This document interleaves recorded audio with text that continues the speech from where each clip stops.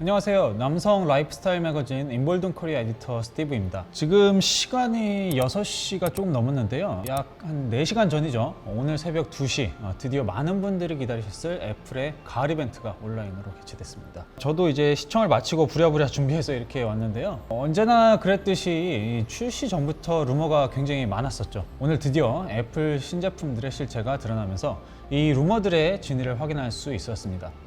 그래서 오늘은 수많은 이들을 기대하게 했던 루머의 내용들은 무엇이었는지, 실제 공개된 신제품 정보랑 얼마나 일치하는지, 앞으로 기대되는 바는 무엇인지 이런 것까지 한번 정리해 보도록 하겠습니다. 이번 이벤트에서 공개가 유력시 됐던 제품으로는 아이폰 13, 아이패드 미니 6세대, 애플워치 7세대, 그리고 에어팟 3세대가 거론이 많이 됐었는데요. 실제 이벤트에서는 예상과 달리 아이패드 신형 9세대 모델이 처음으로 공개가 되었고, 그 뒤로 아이패드 미니 6세대, 애플워치 7세대, 아이폰 13까지 총 4개의 제품군이 공개가 되었습니다. 에어팟 3세대는 의외로 이번 이벤트에서 빠졌는데 아마 올해 남아있는 행사에서 공개되지 않을까 생각을 하고 있습니다. 일단 전체적으로 보면 이 사전에 힘이 실렸던 루머들이 뭐 대부분 적중하긴 했어요. 다만 이 실제 공개된 세부 사양들의 일부는 다소 좀 충격적이기도 했고, 또 역시나 애플이라고 할 만큼 놀라운 발전도 보여줬는데요. 사실 사전 루머하고 공식 정보하고 일치하더라도 실제로 이걸 보는 건 또 다른 느낌이죠. 아무튼 저 개인적으로는 애플을 그렇게 좋아하지는 않는 편인데 이번에 공개된 제품들을 보면서 감탄을 금치 못했습니다. 이번 발표회를 요약하라고 하면 저 개인적으로는 A15 칩셋의 도입, 그리고 모든 제품을 재활용 소재로 제작한 그 친환경적인 노력, 그리고 언제나처럼 이 카메라 성능의 발전, 이렇게 3가지로 요약할 수 있을 것 같습니다. 번외편으로 이 더 심해진 아이폰 끝나누기도 있고요. 아무튼 그러면 각 제품별로 사전 루머들과 실제 공개된 정보가 얼마나 일치하는지, 새롭게 알게 된 것들은 무엇인지 차례차례 한번 알아보겠습니다. 일단 가장 많은 분들이 기대하셨을 아이폰 13부터 살펴보겠습니다. 이 주요 루머를 한번 꼽아보자면 A15 칩셋 탑재, 향상된 배터리 효율, 또 뭐 120Hz 프로모션 디스플레이, Always On 디스플레이, 그리고 노치 축소, 카메라 성능 향상, 후면 렌즈 대각선 배치, 위성 통신 기능, 이 정도를 꼽을 수 있을 것 같은데요. 대충 반 정도 루머가 들어맞은 것 같고, 나머지 반은 아예 예상을 빗나갔는데요. 전체적으로 보면 카메라 관련 공개된 성능이 생각보다 뛰어난 반면에 큰 기대를 모았던 일부 기능들이 아예 언급조차 없어서 많은 분들이 실망하셨을 것 같네요. 우선 라인업과 가격, 스토리지는 루머가 정확히 맞췄네요. 아이폰 13 미니, 아이폰 13, 아이폰 13 프로, 아이폰 13 프로 맥스 4가지 제품군으로 출시가 되었고요. 가격은 각각 $699, $799, $999, $1,099로 출시가 되었습니다. 이 스토리지 같은 경우에는 예상과 같이 64GB 모델이 없어졌고요. 이게 아이폰 13과 아이폰 13 미니가 128GB, 256GB, 512GB, 그리고 아이폰 13 프로와 프로 맥스가 128GB, 256GB, 512GB, 그리고 거기에다가 1TB 옵션이 추가되어서 출시가 되었습니다. 자, 1차 출시국 대상으로 전 기종이 미국 시각 9월 17일부터 판매가 시작되고요. 9월 24일부터 출시가 예상이 되고 있습니다. 색상 같은 경우에는 그 아이폰 미니와 아이폰 13이 핑크, 블루, 미드나이트, 스타라이트, 프로덕트 레드 총 5가지로 출시가 되고요. 프로와 프로 맥스 같은 경우에는 그래파이트, 골드, 실버, 시에라 블루 총 4가지로 출시가 됩니다. 새롭게 추가될 것이라고 예상됐던 브론즈 혹은 오렌지 컬러는 포함이 되지 않았는데 추후에 추가가 될지는 조금 지켜봐야 할 것 같고요. 사이즈 같은 경우도 이제 예상대로 그 미니부터 프로 맥스까지 각각 이제 5.4인치, 6.1인치, 6.1인치, 6.7인치 그렇게 출시가 되었습니다. 다만 이제 두께 같은 경우에는 이게 프로 이하급 모델과 프로급 모델이 조금 차이가 있을 거다, 그런 이제 루머가 힘이 실렸었는데, 네 모델 모두 이제 7.65mm 두께로 출시가 된다고 이제 밝혀졌습니다. 우선은 실망스러운 점부터 좀 짚고 넘어갈게요. 그 Always On 디스플레이, 그리고 밤하늘의 배열을 인식해서 상황에 맞게 촬영해주는 천체 사진 모드, 그리고 셀룰러 통신이나 와이파이 통신이 터지지 않는 이런 산간 벽지 같은 지역에서도 저궤도 위성 통신 기술을 활용해서 긴급 통화를 할 수 있게 해주는 위성 통신 기능, 자, 이것들이 다 빠졌습니다. 아니 이게 이벤트 그 AR 초대장 있잖아요. 거기에서는 방금 언급한 기능들이 뭐 다 될 것처럼 이렇게 힌트를 줬는데 뭐 이게 무슨 경우인지 아무튼 모르겠습니다. 그런데 이런 또 실망감을 만회할 만큼 뭐 다른 정보들이 꽤 괜찮아요. 먼저 아이폰 13 미니 그리고 아이폰 13부터 한번 살펴보겠습니다. 그 디자인부터 보면 일부에서는 뭐 절대로 정말 절대로 대각선 렌즈 배치는 없을 것이라고 호언장담을 했는데 실제로는 이 렌즈가 대각선 배열이 되는 걸로 이제 공개가 되었죠. 이유는 뭐 아직 공개되지는 않았는데 뭐 센서 시프트 안정화 관련된 것이다 뭐 이런 얘기가 있었죠. 근데 뭐 정확한 이유는 조금 더 기다려봐야 알 수 있을 것 같습니다. 그리고 뭐 노치 축소 같은 경우에는 확실히 될 것이다 라는 의견이 지배적이었는데 실제로 축소가 됐습니다. 공개된 영상에서 보면 20% 정도 축소가 됐다고 하고요. 전면 카메라도 노치 왼쪽으로 옮겨갔습니다. 그리고 이 라이트닝 포트 제거 여부 또 USB Type-C 채택 여부를 두고 의견이 좀 분분했었는데요. 라이트닝 케이블을 그대로 유지하는 것으로 공개가 됐고요. 그 외에 디자인적 요소로는 뭐 전면 세라믹 실드를 장착해서 뛰어난 내구성을 자랑을 하고 또 항공 우주 등급 알루미늄 프레임을 채택을 했네요. 카메라는 일단 육안상으로는 확실히 더 커지고 더 튀어나온 것 같아 보여요. 그래서 카툭티가 좀 더 이제 심해질 것이다 이런 우려가 현실이 된 것 같습니다. 성능면 한번 살펴볼 텐데요.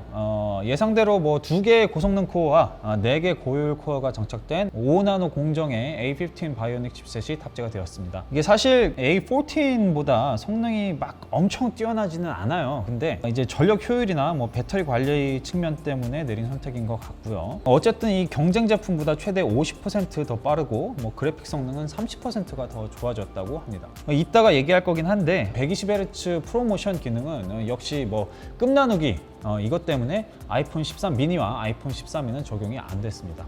그런데 이 칩셋을 바꿔서 그래픽 성능이 좋아진다 이거는 뭐 스마트폰 같이 작은 화면에서는 60Hz나 뭐 120Hz나 모르고 봤을 경우에는 큰 체감을 못하는 경우가 많아요. 그래서 그건 참고해 주시면 좋을 것 같고요. 아무튼 여기에 이 머신러닝 작업에 최적화된 16코어 뉴럴 엔진을 장착을 해서 초당 뭐 15조 8천억 개의 작업을 수행할 수 있다고 합니다. 그래서 최소한 버벅거리거나 그런 일은 없을 것 같습니다. 그리고 이 디스플레이는 슈퍼 레티나 XDR 디스플레이가 탑재돼서 더 밝고 선명한 화면을 제공한다고 하고요. 돌비 비전 HDR10 HLG를 지원합니다. 해상도는 이 미니가 476 ppi, 아이폰 13이 460 pp이고요. LTPO OLED를 채택한다는 루머가 있긴 했는데 일반 OLED로 가기로 한 것 같습니다. 그리고 또 새삼스럽지만 이 카메라 기능 사전에 기대했던 것보다 훨씬 더 뛰어난 성능으로 업그레이드 된 것 같습니다. 요약해보자면 특히 이 저조도 모드 그리고 야간 모드 성능 향상에 크게 공을 들인 것 같고요. 특히 동영상 촬영 기술 같은 경우는 정말 이 어떤 스마트폰도 비비지 못할 정도입니다. 이게 스펙만으로는 설명이 다 안 될 것 같은데 그냥 이제 애플 이벤트 영상 다시 보시면 정말 카메라는 이제 아이폰이 넘사벽이라는 것을 아실 수 있을 것 같습니다. 예상대로 렌즈 크기가 커졌고요. 센서 시프트 안정화, F1.6 조리개 적용, 저조도 촬영 모드, 야간 모드 성능 향상 모두 루머대로 실현이 되었습니다. 특히 동영상 촬영 관련해서 뭐 그 예상됐던 시네마틱 모드 상상 이상으로 이게 뛰어납니다. 인물 사진 모드를 동영상 촬영에 적용했다고 생각하시면 될 것 같은데요. 이 피사체의 움직임을 자동으로 추적하여서 초점을 조절해 주는 것에서 더 나아가서 이 피사체가 프레임에 들어오는 것을 예측해서 빠르게 초점을 자동으로 맞춰주고 또 피사체가 먼 곳을 바라보면 이 초점을 옮겼다가 다시 이제 원래 바라보던 곳을 바라보면 이제 초점이 피사체에게 다시 맞춰지는 이런 놀라운 성능을 보여줍니다. 이 애플 이벤트 영상에 아이폰으로 촬영한 샘플 클립이 있는데 이건 정말 한번 꼭 보셨으면 하고 추천을 드립니다. 진짜 전문 장비 수준까지 발전했구나 이런 느낌이 드는데요. 우리 영상도 이제 아이폰 13으로 촬영할까? 그리고 배터리 관련해서는 이 구체적인 용량까지 루머로 떠돌긴 했는데 뭐 아직 정확한 용량 수치는 공개가 되지 않았습니다. 아이폰 13 미니의 경우에는 뭐 아이폰 12보다 1시간 반 정도 더 쓸 수 있다고 하고요. 아이폰 13은 2시간 정도 더 사용할 수 있다고 하네요. 그 외 사양은 애플 홈페이지에서 자세히 확인을 하실 수가 있고요. 정리를 한번 해보자면 뭐 기대를 모았던 Always On 디스플레이, 뭐 위성 통신 기능, 전체 사진 모드는 뭐 이런 방구도 없이 그냥 이제 탑재하지 않는 걸로 이제 결론이 난 것 같고 이 디자인 같은 경우에는 뭐 예상대로 출시가 되었고, 또 이제 다만 이 카메라 성능 면에서 기대 이상의 성능을 보여줬다, 이렇게 간단히 요약을 할 수 있을 것 같네요. 자, 이번에는 아이폰 13 프로와 프로 맥스로 넘어가 보겠습니다. 이 원래도 이게 끝나누기로 말이 많았잖아요. 근데 이번에 와서 좀 더 심해진 것 같다는 이제 개인적인 느낌이 있습니다. 이 디자인은 앞서 말씀드렸듯이 그 색상을 그 일반 그 아이폰 13, 아이폰 13 미니와 차별화해서 선보였고요. 이 소재도 테두리에 의료 등급 스테인리스 스틸 밴드 같은 고가 소재를 사용해서 뭐 더 튼튼하게 만든 것, 그게 또 차별점일 것 같습니다. 후면 카메라 테두리도 스테인리스 스틸로 감쌌네요. 자, 이런 것도 구별되는 점이고요. 이 디스플레이의 경우에는 프로 2합급 모델보다 니트수가 높아요. 그래서 좀 더 선명하고 밝은 화질을 제공해 줄 수 있을 것 같고요. 이게 루머에서 예측한 대로 120Hz 가변 재생률 프로모션 기능을 도입을 했습니다. 원래 배터리 개선, 또 뭐 LTPO OLED 적용, 또 A15 칩셋을 조합을 해서 뭐 고정 재생률 120Hz 정도를 낼 것이다, 그런 루머가 있었는데 그건 아니었고, 사용자의 스마트폰 사용 상태나 동작 감도를 측정해서 가변적으로 재생률을 제공하게 됐습니다. 카메라 관련해서도 대부분의 루머가 이제 맞았는데요. 울트라 와이드 렌즈하고 그 와이드 렌즈를 포함해서 3개의 렌즈가 장착이 됐고요. 3배 광학 줌을 지원하는 77mm 망원 카메라를 탑재했고, 또 뭐 오토포커스, 개선된 저조도 촬영 기능 등으로 정말 쉽게 넘볼 수 없는 촬영 기능을 제공을 합니다. 아이폰 13 미니, 아이폰 13과 같이 저조도 촬영 성능 강화에 굉장히 힘을 쏟은 느낌이 있고요. 여기에 이제 프로와 프로 맥스에는 매크로 촬영이라고 최저 2cm 거리에서 피사체를 굉장히 또렷하게 촬영할 수 있도록 하는 기능을 또 탑재를 했습니다. 이 소프트웨어 개선을 통해서 사진 스타일도 다양하게 편집을 할 수 있고, 개인 맞춤 설정도 가능하다고 하네요. 이 프로라인도 역시 동영상 촬영 성능이 가히 혁신적이라고 할 만큼 이제 향상이 되었는데요. 아이폰 13 미니와 아이폰 13에 도입된 시네마틱 모드는 당연히 들어가고요. 이 심도도 또 엄청나게 뛰어납니다. 이게 심지어는 이 촬영 후에 그러니까 사후 심도 조절도 가능하다고 합니다. 근데 사후 심도 조절이 어떻게 된다는 거예요? 그리고 루머로 떠돌았던 이 프로레스 기능 지원은 올해 후반에나 가능하다고 하네요. 이 배터리 성능도 이제 일반 모델보다 더 좋은데, 13 프로 같은 경우에는 12 프로보다 1시간 반 이상 사용을 할 수가 있고, 프로 맥스 13은 프로 맥스 12보다 2시간 반 이상 더 오래 간다고 합니다. 정리를 해보자면 아이폰 그 13 4가지 모델 모두 루머에서 기대했던 특수 기능들이 제외가 됐지만은 향상된 칩셋 적용으로 좀 더 쾌적한 환경에서 사용할 수 있다는 점, 그리고 또 프로라인과 아닌 제품들의 끝나누기가 더 명확해졌다는 점, 그리고 배터리가 더 넉넉해졌다는 점, 그리고 정말 괴랄한 카메라 성능, 자, 이렇게 이제 업그레이드 됐다는 점을 들 수가 있겠네요. 그리고 이 가격도 사실 이 정도면 저는 엄청 가성비 좋다고 생각하는데요. 다른 분들은 이제 어떻게 생각하실지 모르겠네요. 다음으로 아이패드 미니 6세대 한번 살펴보겠습니다. 가장 적은 기대를 받았던 제품인데, 제 개인적으로는 이번 이벤트에서 가장 놀랐던 그런 이제 내용을 담고 있었습니다. 사실 아이패드 미니 같은 경우에는 이 사이즈도 애매하고 가격도 애매하고 성능도 애매해서 이 단종설까지 나돌았었는데, 이번에는 엄청나게 향상된 성능과 디스플레이 크기, 거기다가 또 편의성까지 갖추고 돌아왔습니다. 그래서 애플이 아이패드 미니를 버리지 않았다, 여기서 더 나아가 진짜 이를 갈고 아이패드 미니 6세대를 밀어주는구나, 이런 느낌까지 받았습니다. 그 색상은 퍼플, 핑크, 스타라이트, 스페이스 그레이 총 4가지 색상으로 출시가 되고요. 스토리지는 64GB와 256GB 2가지로 출시가 됩니다. 가격은 $499부터 시작을 하고요. 1차 출시국 기준으로 오늘 주문, 그리고 다음 주 출시 예정입니다. 이 새롭게 선보인 6세대 같은 경우 사전 관전 포인트가 애플 펜슬 2세대의 적용 여부, 또 마그네틱 스마트 커넥터 채용 여부, 디스플레이 크기 확대, USB Type-C 적용, A14 혹은 A15 칩셋 탑재 여부 정도로 요약이 될 수 있을 것 같은데요. 일단 모두 다 적중했습니다. 아이폰 13과 마찬가지로 A15 바이오닉 칩셋이 적용이 됐고요.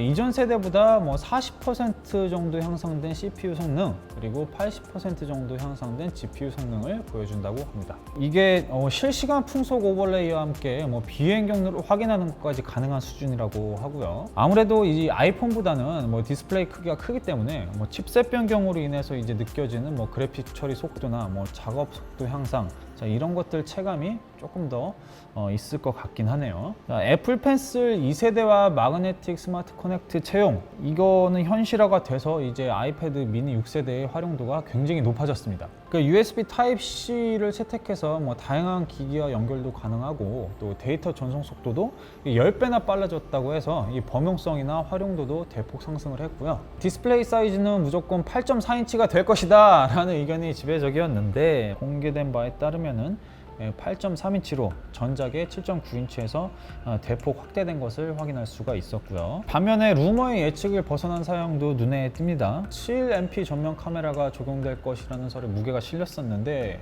이게 웬걸 12MP 울트라 와이드 카메라가 장착이 되었고요. 자, 이건 정말 칭찬할 만하죠. 그러니까 아이패드 중 유일하게 또 키보드가 안 되는 게 미니 모델이었는데, 뭐 이제 미니용 키보드가 출시가 된다 만다 뭐 그런 얘기가 있었었죠. 그런데 뭐 아직까지 미니용 키보드 출시 소식은 없는 것 같습니다. 그리고 모서리도 스퀘어 모서리 설이 유력했는데 둥근 곡선 테두리가 적용된 그런 이제 디자인이 채택이 됐고요. 이 전체 사이즈도 195.4, 134.8, 6.3mm로 제작이 돼서 뭐 애초에 예상이 됐던 206.3, 137.8, 6.1mm와는 조금 차이를 보이는 수치를 가지고 있습니다. 뭐 그 외에 대부분 루머는 적중을 했는데요. 뭐 물리온 버튼이 없어지고 우측 상단에 뭐 터치 아이디가 내장됐다는 점, 그리고 리퀴드 레티나 디스플레이가 적용이 되었고요. 머신러닝을 위한 뉴럴 엔진 성능이 2배까지 향상되어서 실시간 대화 번역, 센터 스테이지 등을 활용할 수 있다고 합니다. 새롭게 공개된 정보로는 뭐 5G를 지원을 해서 최대 초당 3.5GB의 다운로드 속도를 자랑한다고 하기도 하고요. 이 포커스 픽셀이 적용된 12MP 후면 카메라, 그리고 후면 카메라 뭐 트루톤 플래시 추가로 인해서 뭐 저조도 촬영이라든지 뭐 여기다가 이제 4K 녹화까지 가능해서 정말 엄청난 발전을 이루었다, 이렇게 말씀드릴 수 있을 것 같습니다. 패드 라인업 중에 가장 저조한 인기를 얻는 게 이 아이패드 미니였는데, 이제는 정말 단종의 길을 벗어난 것에서 더 나아가서 다른 패드 라인과 어깨를 나란히 할 정도가 된 것 같네요.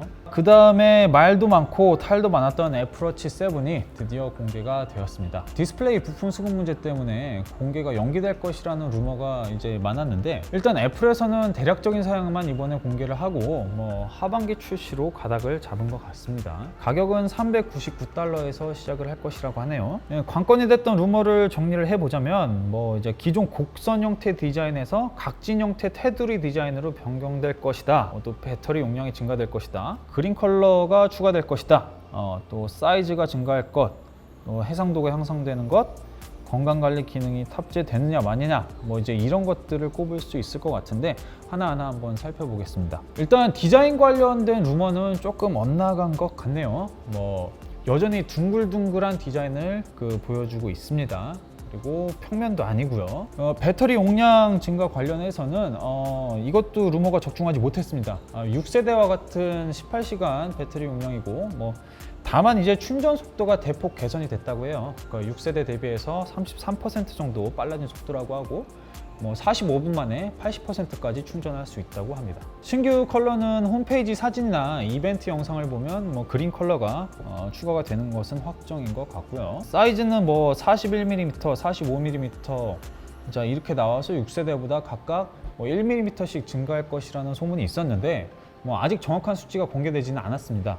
다만 테두리 두께가 40% 줄어들고, 뭐 6세대 대비 뭐 20% 넓은 화면을 탄생시켜서 이 3세대 대비해서는 이제 50% 이상 넓은 화면을 갖추고 있다, 이렇게 공개가 되었고요. 해상도 관련된 정보도 아직까지는 구체적인 정보가 없습니다. 레티나 디스플레이를 적용할 것이라고 하는 정도만 알려졌고요. 관심을 많이 모았던 건강관리 기능 같은 경우에는 혈중 산소 측정, 그리고 심전도 검사 기능까지만 이제 공개가 되었고, 이거는 이제 루머에서 안 될 거다라는 말이 많았었는데, 그 비침습 혈당 측정 기능 뭐 전혀 이제 언급이 없는 걸로 봐서는 이번 7세대 모델에는 포함이 되지 않는 걸로 보입니다. 그래서 전반적으로 이 애플워치 7세대 같은 경우는 아직 준비가 덜 된 티가 확실히 났고요. 디스플레이 같은 경우에는 역시 뭐 가장 큰 문제가 되는 부분인데, 본체 사이즈를 늘리기보다는 이제 화면 효율을 높이는 쪽으로 가닥을 잡지 않았나, 좀 개인적으로는 그렇게 추측이 되고 있습니다. 건강관리 기능도 이제 다른 웨어러블 기기에 비해서 조금 아쉬운 거 아닌가, 이런 생각도 들고요. 자, 이벤트 영상 보시면 아시겠지만 이게 다른 기능이나 뭐 스펙보다는 애플 피트니스 플러스 광고 영상 느낌이 굉장히 강했던 것 같아요.